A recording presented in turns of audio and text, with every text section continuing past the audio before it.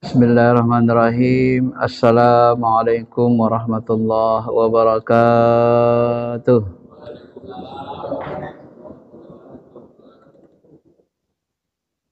Alhamdulillahilladzi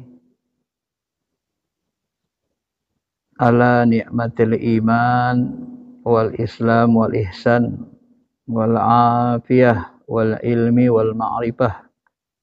Asyhadu an la ilaha illallah wahdah la syarika lah wa asyhadu anna Muhammadan abduhu wa rasuluh alladzi la nabiyya ba'dah. Allahumma salli ala habibina syafi'ina wa maulana Muhammadin wa ala alihi wa sahbihi ajmain, amma ba'd. Bapak Ibu yang dirahmati Allah Subhanahu wa taala, yang lalu bulan puasa, ingat saya pernah menjelaskan bedah buku ya. Standarisasi sunnah bid'ah antara Salafi, Wahabi dan Ahlu Sunnah wal Jamaah secara umum, aswaja. Kenapa buku ini dibahas, materi ini dibahas? Dalam rangka untuk supaya kita saling memahami saja. Karena agama Islam ini sebenarnya dia dipahami kalau dalilnya sama, sepakat semua Al-Quran Sunnah. Kalau ada yang tidak memakai Al-Quran Sunnah, maka dipastikan dia sesat. Karena itu sudah ijma. Ada orang ingkar sunnah, sesat. Ada orang ingkar Quran, sesat juga. Sesuatu yang disepakati ulama, ijma, kalau diingkari, maka dia dianggap sesat. Akan tetapi, dalam memahami Quran Sunnah ini, ulama terbagi-bagi. Maka di dalam istilah syariat Islam, ada namanya syariat. Syariat itu hampir sama dengan din. Ma syara'allahu li'ibadih, apa yang disyariatkan Allah kepada hamba-hambanya, khitabullah. Jadi dia bentuknya khitab, titah, perintah Allah kepada hambanya yang sudah mukallaf, ya, baik berkenaan dengan ibadah, muamalah, ya, siasah dan seterusnya. Jadi khitab Allah ini itu adanya di dalam Al-Quran dan Sunnah, di dalam Al-Quran dan hadis. Nah, ketika khitab Allah, perintah-perintah Allah ini dipahami oleh ulama, maka jadilah namanya fikih. Ya. Karena fikih itu pemahaman mendalam.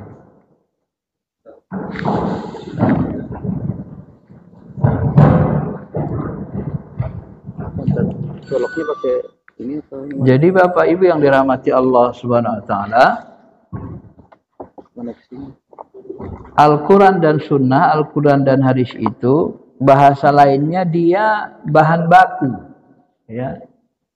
Ibarat kue, dia adalah tepungnya, gulanya, gitu. Itulah yang disebut dengan syariat.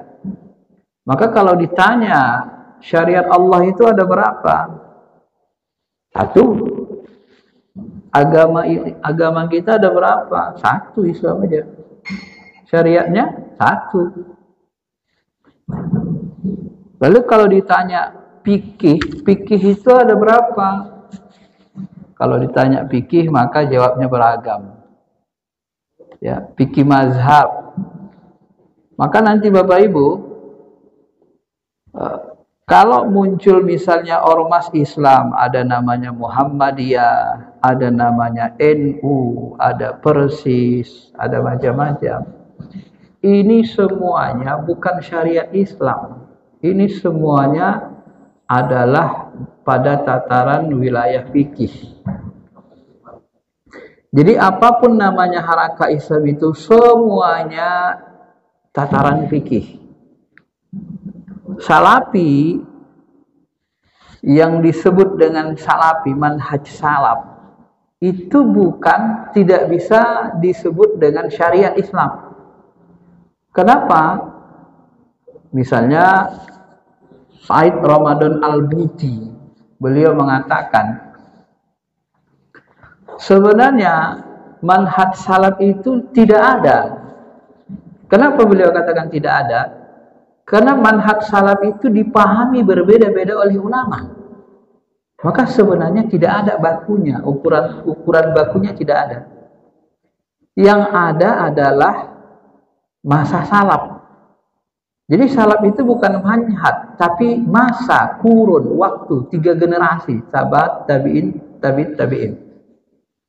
Jadi ketika disebut manhaj salaf, sebenarnya manhaj salaf itu adalah manhaj atau metode cara ulama-ulama salaf 3 generasi menurut ulama mutaakhirin gitu. Siapa yang pertama kali mencetuskan istilah salaf? Ahmad bin Hambal. Siapa yang mempopulerkannya? Ibnu Taimiyah. Jadi ketika disebut manhaj salaf sebenarnya itu adalah metode ulama-ulama 3 kurun, sahabat, tabi'in dan tabi'in dalam memahami Al-Quran Sunnah menurut pemahaman Ibnu Taimiyah dan pengikutnya atau yang setuju dengannya. Nah, itulah manhaj salaf sebenarnya kalau disebut dengan salafi, manhaj salaf. Kenapa? Karena manhaj salaf itu yang dipahami Ibnu Taimiyah, fikihnya, pemahamannya itu bisa berbeda nanti dengan manhaj salaf yang dipahami oleh ulama-ulama mazhab lainnya. Apalagi Ibnu Taimiyah ini kan orang Turki. Hidupnya 500 tahun 500 hijrah ke atas. Lebih muda lagi Al-Ghazali, Syekh Abdul Qadir Jilani misalnya masih 400-an. Itu kan 500-600-an Hijriah. Ini ilmu dasarnya Bapak Ibu dalam memahami agama. Jadi kenapa terjadi perbedaan-perbedaan? Ada Muhammadiyah, ya itu masuk ranah fikih. Menurut versi Muhammadiyah Majlis Tahdid, mereka memahami Quran Sunnah begini. Ada NU punya Bahsul Masail, mereka pakai Quran Sunnah, Quran Hadis juga, tapi cara memahaminya, metodologi memahaminya ada sedikit perbedaan. Itu ranah fikih. Paham? Ya. Ada Persis, ada Salafi, sama itu semua ranah fikih. Jadi bukan syariat dan tidak ada satu ormas harakah Islam bisa mewakili seluruh Islam, tidak bisa. Maka disitulah kita tidak bisa mengklaim bahwa yang paling benar masuk surga itu NU, yang paling benar masuk surga itu Muhammadiyah, yang paling benar masuk surga itu Salafi. Enggak ada itu. Kecuali menurut ulama atau umatnya masing-masing, boleh. Tapi yang menilai aslinya nanti Allah Ta'ala. Ya. Nah, jadi manhaj pemahamannya itu, apakah dia benar atau mendekati kebenaran? Ini tergantung keyakinan, keilmuan. Ada yang ilmu-ilmu agamanya luas, sangat luas dan sangat banyak. Ini aswaja. Sampai ada ilmu tafsirnya Al-Qur'annya, ulumul Qur'annya, hadis ulumul hadisnya. Ya, ada ilmu fikih usul fikihnya, ada ilmu mantiknya, ada ilmu filsafat Islamnya, ada tasawufnya. Ini kan aswaja. Luas ilmu agamanya, banyak ragamnya. Muwassiin namanya. Tapi kalau Salafi, filsafat haram, ilmu mantik haram, tasawuf haram. Jadi apa ilmu itu? Cuman Al-Quran dan Sunnah saja. Dan pada sahabat. Padahal ilmu berkembang. Zaman Nabi dan sahabat tidak sama ilmunya dengan sekarang. Kenapa? Ya hasil penelitian itu terus jalan kan. Mana ada ilmu yang tidak berkembang? Ya. Kenapa kita katakan ilmu berkembang? Coba cari ilmu. Sederhana saja, ilmu kedokteran. Kembang nggak ilmu kedokteran? Berkembang kan? Ilmu agama. Apakah ilmu agama tidak berkembang? Berkembang. Dulu tidak ada ilmu qiraat secara rinci, susah nyarinya. Ya, kalaupun ada disebut 7 ahrufin yang ahlinya pun payah. Dulu tidak ada ilmu fikih secara rinci, usul fikih secara rinci, ilmu tafsir secara rinci, nggak ada. Masih berserak-serakan gitu kan. Nah, jadi ketika ditafsirkan dia, dipahami oleh ulama, syariat Islam, Al-Quran, Sunnah itu, maka jadilah dia fikih. Maka nanti berbeda. Memunculkan Imam Syafi'i, cara memahaminya begini, lahirlah mazhab Syafi'i. Walaupun imamnya tidak menyebut dia imam. Nah, Imam Hanafi memahami metodologinya, memahami Quran Sunnah begini dalam fikih, lahirlah mazhab Hanafi dalam fikih. Nah, ada yang melihat, ini kan fikih ini melihat dari sisi sunnah-sunnah jahir, amalan-amalan jahir, perintah-perintah jahir dalam Quran dan hadis. Ada ulama yang fokus dia memahami ayat-ayat Quran Sunnah ini, difokuskannya, stressing pointnya, emphasize-nya, penekanannya pada amalan batin. Syukur, sabar, ma'rifah, kenal Allah, qalbu kita memahami Allah. Ya, kemudian qalbu kita mencintai Allah, bagaimana dia istiqamah merindui Allah. Bagaimana supaya sholat khusyuk. Maka lahirlah sebuah ilmu namanya ilmu tasawuf dan tarikat. Jadi topik bahasannya beda. Ya. Kalau syariat dia lebih kepada amalan jahir Nabi. Kalau ilmu tasawuf tarikat dia kepada batin Nabi yang diteliti, sehingga dia melahirkan sebuah ilmu. Wah. Ini dalam tataran apa? Semuanya dalam tataran fikih, pemahaman namanya. Pemahaman ulama, bagaimana ulama memahami ilmu batin, tata letak, tata gerak hati Nabi, bagaimana cara khusyuk sholat, bagaimana cara kita memandang Allah dengan qalbu, mata hati kita, bagaimana cara berzikir dengan qalbu, itu diteliti dari Al-Quran dan Sunnah, sehingga menghasilkan sebuah ilmu yang namanya ilmu tasawuf tarekat. Nah, ini Ahlussunnah wal Jamaah. Tapi kalau di Salafi tidak, mereka hanya melihat dari teksnya saja, teks ayat, teks hadis begini, dipahami secara jahir. Kadang-kadang kelemahan di Salafi ini ya mereka memahami Quran Sunnah itu kadang-kadang dikeluarkan, dilepaskan ilmu agama yang berkaitan dengan ayat dan hadis itu, sehingga terjadi kesalahan dalam memahaminya. Contoh, ya kan ada hadis sahih mengatakan, jika kamu mendengar azan, maka makanlah. Ketika kita puasa kan, dengar azan, tetap makan disuruh. Ini hadisnya hadis sahih. Ya, makanlah. Maka di sebagian mereka itu kalau mengatakan berfatwa, ya kalau masih azan masih boleh makan. Selesai azan, selesaikan makan bukan? Nah. Ini dianggap keliru oleh ulama aswaja. Kenapa? Karena di dalam Al-Quran, kalau sudah terbit fajar, puasa itu di dalam Quran secara qat'i jelas tegas dikatakan, waktu puasa itu sejak terbit fajar sampai terbenam matahari. Ketika azan subuh, ketika terbit fajar, maka azan subuh. Azan subuh itu terjadi ketika terbit fajar. Nah, ketika terbit fajar itu tidak boleh lagi, itu sudah awal waktu puasa. Jadi kenapa ada hadis sahih tadi mengatakan makanlah, selesaikanlah. Nah, itu maksudnya kata ulama fikih, itu maksudnya azan pertama, azan orang yang membangunkan tahajud. Ya, bukan azan subuh. Kalau azan subuh sudah fajar, nggak boleh lagi makan. Nah, ini salah satu contoh, ya. Nah, menurut sebagian ulama, makanya terjadi kesalahan ketika hadis tadi dipahami secara tekstual, tidak melibatkan ilmu fikih. Kenapa? Dalam ilmu fikih itu sudah ditetapkan secara pasti bahwa waktu puasa sejak terbit fajar berdasarkan Quran dan hadis sampai terbenam matahari. Ketika azan subuh itu sudah terbit fajar, baru azan subuh. Kalau nggak terbit fajar nggak boleh azan subuh. Kenapa ketika azan masih makan? Ya nggak boleh lah. kan sudah masuk waktu tahan. Maka yang dimaksud dalam hadis itu adalah azan pertama. Nah, itu contoh kadang-kadang salah memahami Al-Quran, hadis-hadis sahih.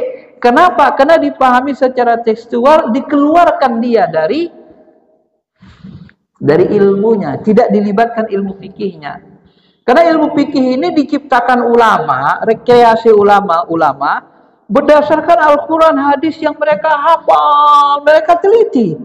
Mana yang nasakh, yang sudah dihapus hukumnya, dikumpulnya ayat-ayat berkaitan dengan puasa, ditelitinya. Mana yang dilakukan Rasul puasa itu, apa kewajiban-kewajiban dalam puasa, diteliti semua.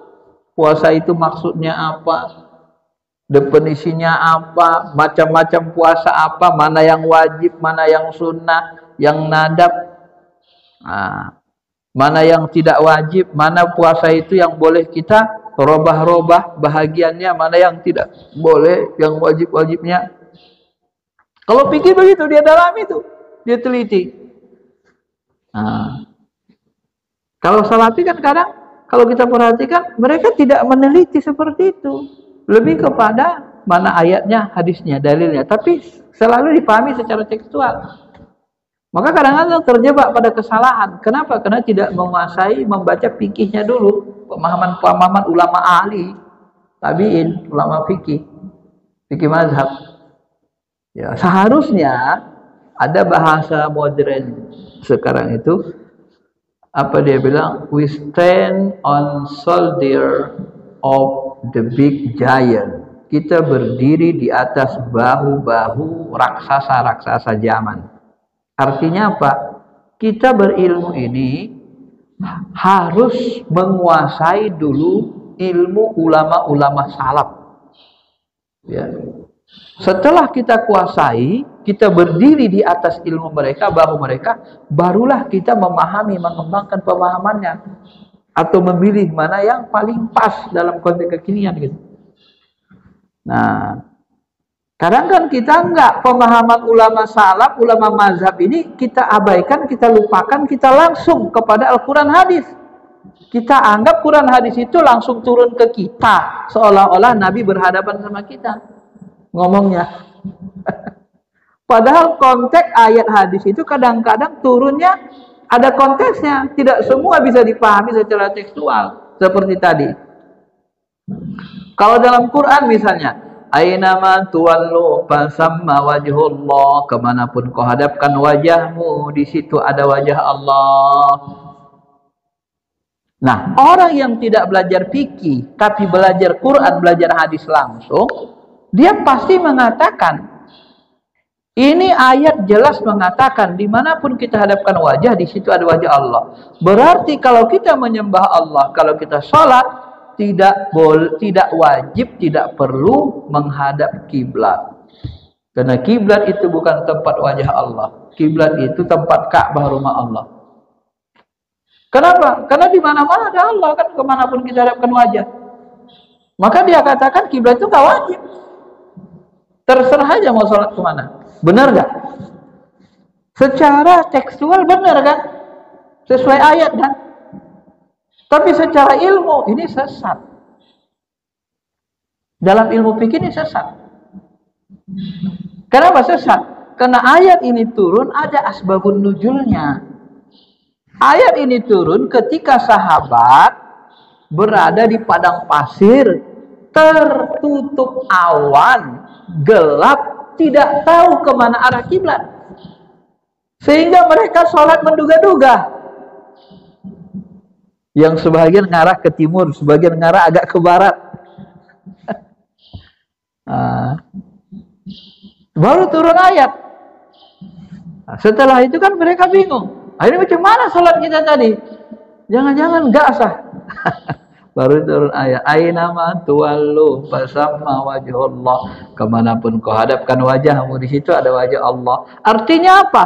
Pada posisi kita tidak mengetahui arah kiblat, pada waktu itu boleh mengarah kemana saja. Tapi pada posisi kita tahu arah kiblat, tidak boleh kita sholat membelakangi kiblat. Kenapa? Karena Nabi SAW sepanjang hidupnya sholat tidak pernah membelakangi kiblat. Maka ditelitilah. Maka menghadap kiblat itu wajib. Kenapa? Karena Nabi setiap sholat tidak pernah tidak menghadap kiblat. Sesuatu yang dikerjakan Nabi terus menerus, tidak pernah dirubah, tidak pernah ditinggalkan, ini termasuk ciri-ciri wajib. Paham, Pak? Sesuatu yang dikerjakan Rasul terus menerus setelah perintah datang, dan perintah itu dikerjakan tidak pernah dirubah oleh Rasul sepanjang hidupnya, menghadap kiblat terus menerus tak pernah dirubah, ini wajib. Maka nanti dalam ibadah mahdoh itu ada bahagian-bahagian wajib. Ini yang dimaksud dengan mahdoh dalam fikih. Ada bahagian-bahagian yang tidak wajib. Nah, kalau saya perhatikan pemahaman Salafi, ya, dia tidak fokus, tidak rinci pada pemahaman fikih seperti ini. Kalau di Salafi kebanyakan kalau tidak sama dengan Nabi dianggap berlawanan, bertentangan gitu. Jadi kalau bahasa saya, kalau berbeda dianggap bertentangan. Padahal sesuatu yang berbeda tidak mesti bertentangan gitu. Bapak mau ke pasar Ciledug, naik Avanza. Bapak yang B ke Ciledug naik mobil RAS. Yang satu lagi naik motor. Beda nggak? Beda nggak? Yang beda apa? Kendaraannya. Tujuan dan jalannya sama dari sana semua, arah Ciledug. Apakah kalau berbeda begitu menjadi sesat? Tujuannya sama? Enggak. Tapi kalau Bapak mau ke Ciledug, pasar, misalnya pasar, katakan saja mau ke pasar Cipulir. Bapak arahnya ke sana, yang naik mobil Avanza, kemudian yang naik motor arahnya ke sana. Lain arah, sesat nggak? Ya sesat. Jadi berbeda sama bertentangan itu tidak sama bahasanya, Pak. Ini tadi kan bertentangan arahnya kan? Satu arah ke sana, itu bertentangan. Tapi kalau satu arah dia, kendaraan yang beda, itu berbeda namanya. Sampai juga. Nah, ini yang kurang diteliti di ulama-ulama besar, termasuk ustaz-ustaz besar Salafi. Nah, kalau kita perhatikan, maka nanti semua yang berbeda dengan Rasul, ibadah-ibadah furu pun dianggap bid'ah.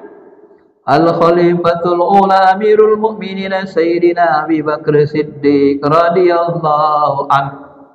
Tak dicontohkan Nabi, beda sama Nabi, bid'ah, sesat, haram. Apa artinya Al-Khalifatul Ula? Artinya adalah khalifah pertama adalah Abu Bakar Siddiq. Nah, bahasa khalifah pertama Abu Bakar Siddiq itu bahasa yang mubah.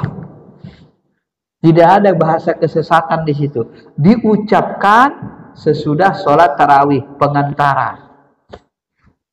Pada tarawih, pada waktu istirahat. Apakah itu menjadi sesat, haram karena tidak dilakukan Nabi? Sebenarnya kan tidak ada kaidah hukum asal tidak dilakukan, dicontohkan Nabi sesat. Mana ada kaidah hukum begitu, Pak? Kaidah hukum dari mana itu dapatnya? Ya. Asal tidak dicontohkan Nabi, sesat, bid'ah. Ada nggak kaidah seperti itu? Tidak ada. Kaidah seperti itu tidak pernah ditemukan di dalam akal logika sunnah, logika ayat, logika hadis, logika usul fikih yang berasal dari Quran Sunnah, nggak ada. Maka nanti Bapak Ibu yang dirahmati Allah, ya, yang benar itu kaedahnya adalah al-aslu fil ibadah at-tahrim. Asal dari ibadah mahdoh at-tahrim. Sampai ada dalil yang membolehkannya. Artinya apa? Ibadah mahdoh itu tidak boleh dibuat-buat kecuali ada dalil mubahnya yang membolehkannya. Boleh nggak kita mengucapkan khalifah pertama itu Abu Bakar di luar sholat? Boleh kan? Itu kan perkataan mubah. Lalu kenapa jadi haram? Ini kan masalah. Rincinya jadi keliru. Secara usul fikih nggak pas dia. Boleh nggak Bapak Ibu setelah tarawih buang air besar? Hah? Ya buang air besar aja boleh kok. Ya kan?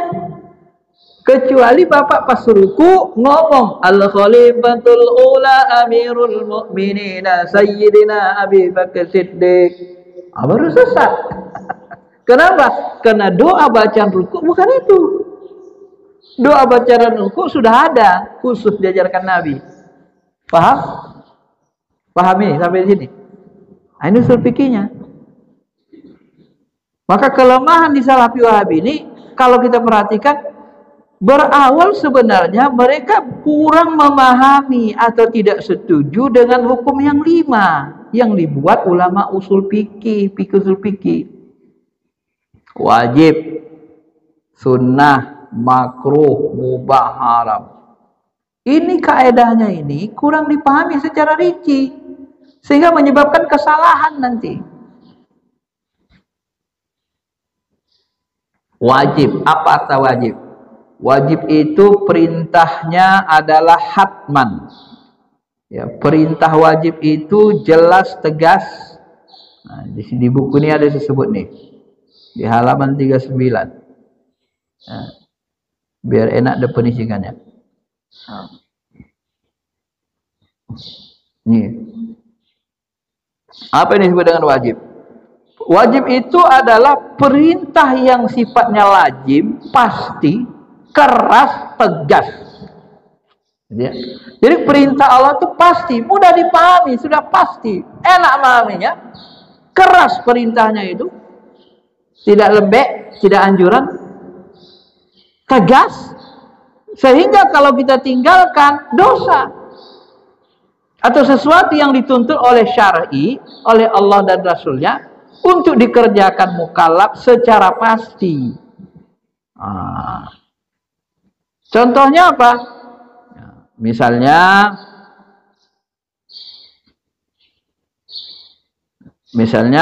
kutiba alaikumus salat atau innas salat kutiba alaikumus syiyam atau innas salata kanat alal mu'minina kitaban mawquta. Sesungguhnya salat itu bagi orang beriman kitaban mawquta. Kitaban ini artinya dicatat, ditetapkan, diwajibkan. Jadi ciri-ciri ungkapan wajib, ini lagi. Dalam Al-Quran hadis diteliti ciri-ciri ungkapan wajib itu pertama dengan menggunakan kitaban atau kutiba. Karena arti kitaban kutiba itu adalah dituliskan, ditetapkan, diwajibkan. Atau furido, difardukan. Mafrudo, wajib fardu. Itu sama dalam mazhab Syafi'i. Nah, ketika Allah mengatakan sesungguhnya salat itu adalah kitaban mawquta, sesuatu yang wajib yang ditentukan waktunya. Nah, ungkapan kitaban mawquta ini adalah ungkapan wajib, sama dengan kutiba alaikumus syiyam. Wajib. Jelas nggak perintahnya? Hatman nggak? Jelas nggak? Pasti nggak? Pasti. Lalu keras nggak perintahnya? Keras. Dari mana kita tahu keras perintahnya? Kalau ditinggalkan ada hukuman. Tinggalkanlah sholat 5 waktu.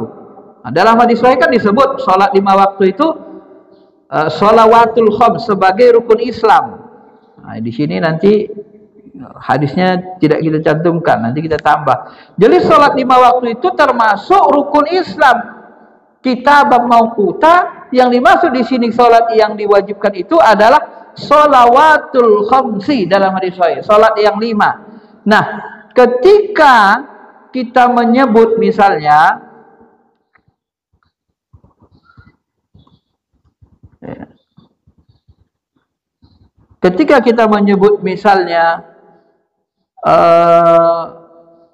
sholat 5 waktu itu, kenapa dipahami ulama sholat 5 waktu itu wajib? Karena berdasarkan hadis sahih, Ketika disebut kitab mauquta, yang diwajibkan itu maksudnya adalah sholat 5 waktu, karena sholat 5 waktu ini termasuk dalam hadis sahih ada sholat yang dianggap fardu, rukun Islam. Ya, kenapa dia menjadi fardu rukun Islam dianggap wajib? Nah, kita cari lagi cirinya. Karena sholat 5 waktu setelah turun perintahnya tidak pernah ditinggalkan Nabi walau sekali. Kenapa dia wajib?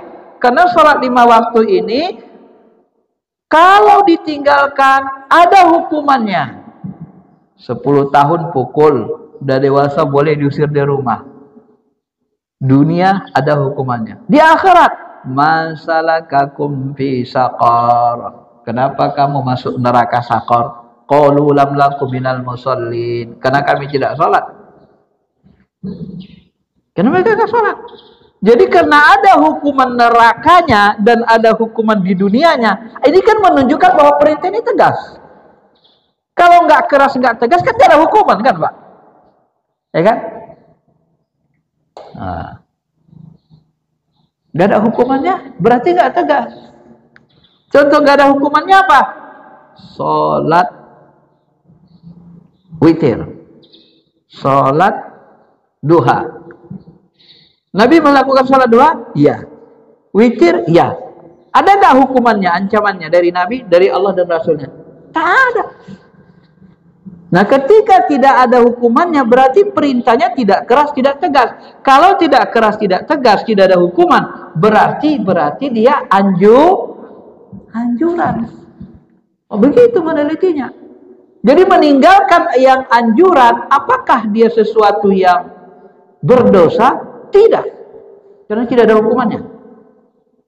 Nah, maka dari sini nanti terdapat persentuhan perbedaan salafi dengan aswaja. Karena aswaja pakai usul fikih begini, meninggalkan yang sunnah itu tidak dosa. Nah, di dalam salafi ada amalan-amalan sunnah yang kalau kita tinggalkan atau kita robah, kita tukar, dianggap sesat. Padahal di dalam fikih kalau kita tinggalkan, tidak hanya berdosa, tidak hanya masuk neraka. Paham, Pak?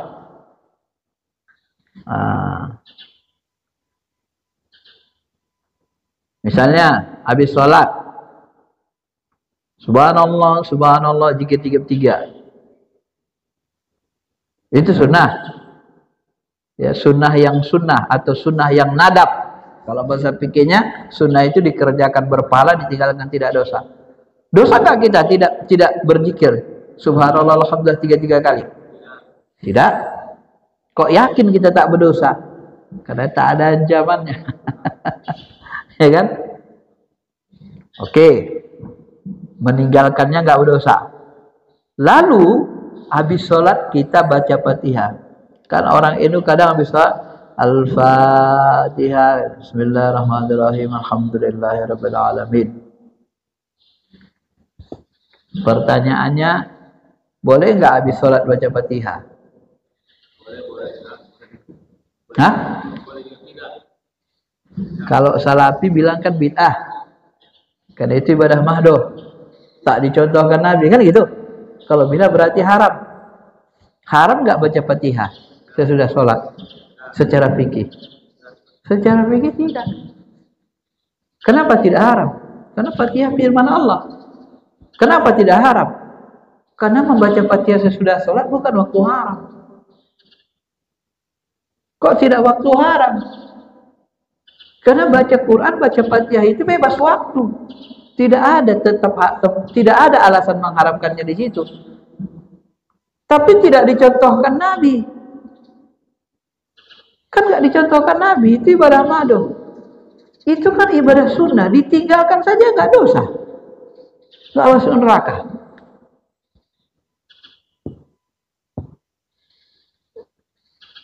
Nggak kita baca, nggak dosa. Nggak masuk neraka. Dibaca, berpahala.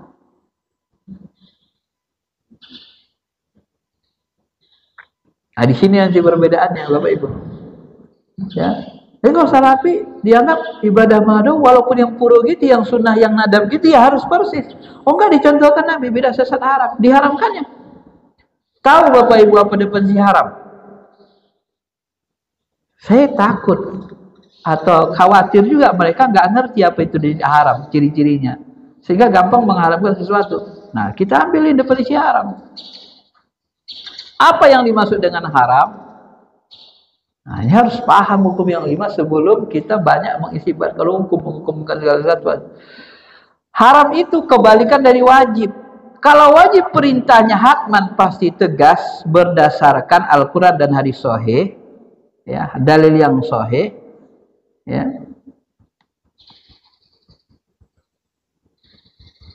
Ya, hadis sahih atau mutawatir masyhur, lafadznya jelas, bukan jernih, jelas lafaznya mudah dipahami. Maka haram adalah larangan hatman pasti berdasarkan dalil yang sahih juga, baik dari Quran maupun hadis mutawatir atau masyhur. Dan lafaznya juga jelas, tidak samar. Larangan pasti berdasarkan dalil yang sahih. Ada nggak larangan pasti berdasarkan dalil hadis atau dalil ayat, dalil hadis yang sahih? Ada nggak larangannya? Hah? Haram itu kan kebalikan wajib. Kalau wajib perintahnya keras tegas, ada hukumannya. Kalau kita perintahnya, larangannya keras tegas, ada hukumannya, itu haram, kebalikan wajib. Nah, berzikir sesudah sholat tadi itu hukumnya apa? Sunnah. Maka meninggalkan zikir sesudah sholat, maka hukumnya kebalikan sunnah, makruh, bukan haram. Jadi ketika kita berzikir Fatihah atau baca Quran sesudah sholat itu, apa hukumnya? Ya sunnah. Nah, tapi tidak dicontohkan Nabi, berbeda dengan zikir Nabi. Katanya pula kan, kalau berbeda kan, apakah semua yang berbeda itu bertentangan? Nah, itu makanya tadi saya bilang gitu. Apakah semua yang berbeda itu bertentangan? Tidak. Apakah kita boleh berbeda dengan Nabi dalam hal ibadah-ibadah puruk begitu? Kalau kita berbeda dengan niatnya mengingkari sunnah Nabi, haram. Karena niat merubah. Tapi kalau kita berbeda mengamalkan amalan puruk, niatnya apa? Ada hajat tertentu. Apa hajatnya? Habis sholat baca Fatihah. Niatnya apa? Niatnya berwasilah dengan Fatihah supaya baca Fatihah ini mengantarkan doa-doa kita diterima Allah. Niatnya baca Fatihah dihadiahkan kepada orang tua kita yang sudah meninggal. Ada niatnya itu. Bahkan sebagian ulama mengatakan baca Fatihah itu mudah-mudahan harapan kita Fatihah kita kalau ada yang salah kurang pas tadi di waktu sholat bisa tertutup. Ada yang berpahaman gitu. Nah itu niatnya. Tapi nggak ada dalilnya, nggak ada contohkan Nabi sesudah sholat baca Fatihah, kan begitu. Nah, maka di dalam hukum Islam, dalam fikih Islam, tidak semua yang tidak dicontohkan Nabi itu sesat, haram. Dilihat apa? Nah, kembali ke dalil tadi. Hatta yadulud dalil ala ibahatiyah. Sampai ada dalil yang membolehkannya. Itu kan ibadah madu, iya. Tapi ibadah madu buruk. Sampai ada dalil yang membolehkannya. Ada nggak dalil yang membolehkan kita baca Fatihah sesudah sholat? Ada. Dalilnya apa? Dalil umum. Bacalah Al-Quran lailaw wa naharon, pagi, siang, malam, kapan saja. Apakah Fatihah dari Quran? Iya. Boleh nggak dibaca di sholat? Boleh. Di mobil? Boleh. Waktu berangkat kerja? Boleh. Waktu di rumah santai? Boleh. Di mana yang tak boleh? Apabila di waktu haram, di tempat haram. Di tempat haram di mana? Di WC haram baca Fatihah. Di waktu haram mana? Baca Fatihah. Waktu sujud. Kenapa waktu sujud haram? Waktu sujud itu rukun sholat. Waktu sujud itu, di dalam rukun itu ada tasbihnya tersendiri. Tak boleh dirubah. Kenapa waktu sujud tidak boleh dirubah baca Fatihah? Karena Nabi sujud, ibadah mahdoh sujud itu sudah ada zikirnya, dan zikir yang dibaca Nabi itu tidak dirubah-rubah tasbihnya. Tasbihnya sudah ditentukan ini. Tidak boleh situ baca Fatihah. Wah. Gitu kan? Sementara di luar sholat itu tidak wilayah ibadah mado. Kalau di dalam sholat itu masih wilayah dalam ibadah mado. Di luar sholat tidak wilayah ibadah mado. Maka baca Fatihah itu tidak ada masalah. Paham? Wah, detail gitu Pak penjelasannya ya. Kayaknya ya. Rinci kan. Nah, itu perdebatannya di situ Pak. Maka kalau kita punya ilmu rinci begitu, bisa kita yakin, nah ini mubah, nggak ada masalah pahalanya nih. Tapi kalau salafi dia nggak bisa yakin, dia mau persis seperti Nabi. Nah, kenapa? Karena mungkin dia analisisnya tidak serinci ulama usul fikih tadi. Nah, pokoknya harus contohkan Nabi katanya. Akhirnya nanti, ya susahnya nanti kan begini. Ketika kita mau beribadah harus seluruhnya dicontohkan Nabi seperti Nabi persis. Di mana kesulitannya? Kesulitannya banyak. Habis sholat subuh seperti tadi, apa amalan Nabi? Zikir pagi petang, selesai setengah jam zikir pagi petang. Habis itu ngapain lagi? Iktikaf sampai syuruk. Waktu iktikaf apa kerjaannya? Apa kerjaan Nabi iktikaf? Apa zikirnya? Gak ada dalil. Oh, ngaji gini ya, ini nggak dicontohkan Nabi, kan nggak persis juga kan? Akhirnya nggak persis juga kan? Paham Pak? Apakah Nabi habis subuh ceramah gini? Hah? Kan nggak persis juga. Kenapa boleh tidak persis? Karena dia amalan guru, bukan wajib. Wah, sampai dalam begini saya jelasin Pak. Ini jalan-jalan kita jelasin kayak gini kan. Ya, itulah. Itu maka disebut fikih, fakih. Kenapa disebut fikih fakih? Karena rinci pemahamannya, mendalam. Ya. Enggak ada istilah asal tak dicontohkan Nabi sesat, asal tak dicontohkan Nabi haram. Maka kalau larangan itu jelas tegas dan ada larangan itu punya hukuman, barulah dia disebut dengan haram. Maka kalau nanti membaca Fatihah itu tidak ada larangan tegas keras dan tidak ada hukumannya, ada hukumannya neraka. Apa itu? Kullu bid'atin dolalah wa kullu dolalatin finnar. Seluruh bid'ah. Nah, pada saat mereka mendefinisikan bid'ah, seluruh bid'ah sesat, bid'ah itu amalan yang tidak dicontohkan Nabi dalam ibadah mahdo. Enggak. Amalan baca Fatihah itu dicontohkan Nabi. Yang tak dicontohkan Nabi waktunya sesudah sholat. Ya kan? Fatihah dicontohkan Nabi enggak? Dicontohkan Nabi. Man amila amalan laisa alaihi amruna. Barang siapa beramal tidak ada perintah kami. Tidak dari agama. Fatihah itu bahagian dari agama Islam enggak? Bagian Al-Quran. Ada enggak perintah baca Fatihah? Ada. Kapan? Perintah wajibnya di dalam sholat. Waktu berdiri.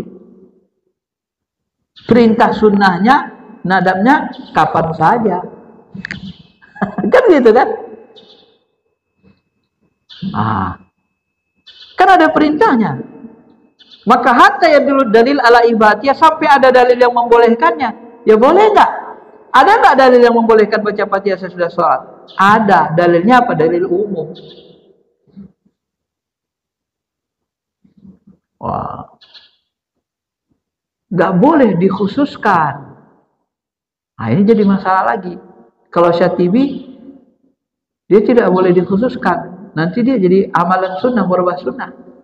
Karena sunnah sesudah sholat itu ada zikir-zikir khusus. Katanya pula. Nanti kalau setiap sholat baca Fatihah jadi khusus, jadi merubah sunnah. Nah itu. Ada juga yang pendapat gini Pak. Jadi haram dia. Ya nggak apa-apa lah dikhususkan. Kalau model ulama fikih Ibnu Hajar, Imam Nawawi, ulama-ulama Syafi'iyah, nggak apa-apa dikhususkan. Itu kan amalan sunnah. Itu kan dari agama juga. Dia mungkin punya hajat, mau punya amalan, doakan orang tuanya, ngirim Fatihah setiap sholat, nggak apa-apa juga. Yang penting amalan mengirim-ngirim Fatihah, mengirim bacaan Quran kepada orang tua, sedekah atas nama orang tua itu ada petunjuknya dari hadis. Yang dibolehkan Quran hadis, tak ada masalah. Dia tetap dari ajaran agama. Kecuali nggak ada ajaran agama, nggak ada dalil sama sekali. Nah, ini terjadi nanti. Maka bid'ah idopi yang beginilah yang disebut Imam Syatibi, istilahnya adalah bid'ah idopi. Dia bid'ah tapi ada idopinya, ada sandaran dalilnya, dalil umum. Ada dalilnya. Kalau dalilnya itu nanti lemah, diragukan atau maudhu, itu tinggalkan kata beliau. Tapi kalau dalilnya kuat, itu dia tidak bisa disebut bid'ah. Nggak bisa disebut bid'ah hakiki. Nah, begitu model Imam Syatibi begitu Bapak Ibu. Nah, gimana? Bermin kan? Maka tidak gampang nyesatkan orang kan? Nggak gampang analisisnya. Nggak gampang mengatakan ini sesat, haram. Kenapa? Kalau kita haramkan total nanti itu, ternyata dia berpahala, ya berpahala lah baca Fatihah. Habis sholat dia tetap berpahala. Kita haramkan, kita anggap berdosa. Dosa nggak kita mengharamkan yang halal? Hah? Dosa nggak kita? Dosa. Kenapa dosa? Kita menghalangi orang beramal. Kita takut-takut orang beramal. Akhirnya orang nggak beramal. Benar? Dosa nggak menghalangi orang beramal? Kerja menghalangi orang beramal, kerja siapa? Kerja setan, iblis. Wa yasudduna an sabilillah. Mereka menghalang-halangi Allah dari jalan, menghalangi orang beriman dari jalan Allah. Itu kerja setan. Maka hati-hati. Al-adawa wal baghdha, menciptakan permusuhan, kemarahan, kerja setan. Wa yasudduna an zikrillah, menghalangi orang dari mengingat Allah, berzikir kepada Allah, kerja setan. Ya kita sesat-sesatkan orang beramal sunnah yang tidak salah, akhirnya kita menghalangi orang beramal. Udahlah, daripada bila sesat semua, gak usah beramal lah katanya. Akhirnya nonton TV dia. Daripada baca Yasin malam Jumat, mending nonton bioskop kita katanya. Orang baca Yasin aja bidah neraka. Coba. Bagus nonton bioskop, gak bidah, urusan dunia katanya pula. Mana lebih baik orang baca Yasin malam Jumat daripada nonton di bioskop? Coba Pak. Maka inilah fikih ini. Fikihlah yang menyelesaikannya. Pemahaman mendalam hukum. Maka kaidah hukum yang 5 ini, kalau kita mau berhukum, kaidah hukum 5 ini harus benar-benar dikuasai dulu. Ini ilmu dasar. Kalau larangannya memang keras, judi, jelas nggak keharamannya? Hurimat alaikumul maitah, diharamkan kepada kalian bangkai, makan bangkai. Jelas nggak haramkannya? Haram. Jelas hurimat alaikumul maitah, diharamkan kalian makan bangkai. Dosa, masuk neraka. Iya, karena berdosa pasti masuk neraka. Kalau nggak tobat, ada hukumannya gitu. Jadi yang haram itu dia al halalu bayyin wal haramu bayyin. Maka yang haram itu bayyin, kata Nabi, jelas. Sedangkan membaca Fatihah sesudah sholat itu nggak jelas keharamannya. Allah subhat lah itu, tinggalkan aja katanya. Ya silakan kalau Anda tidak yakin berpahala, kata Imam Syatibi. Tapi kalau kami yakin tetap berpahala itu karena ini diperintahkan Rasul juga, membaca Quran, baca Fatihah kapan saja, habis sholat. Habis sholat boleh nggak kita baca Quran Al-Baqarah sesudah sholat tadi? Boleh kan? Baca Fatihah, ya kalau Baqarah boleh, kenapa Fatihah tak boleh?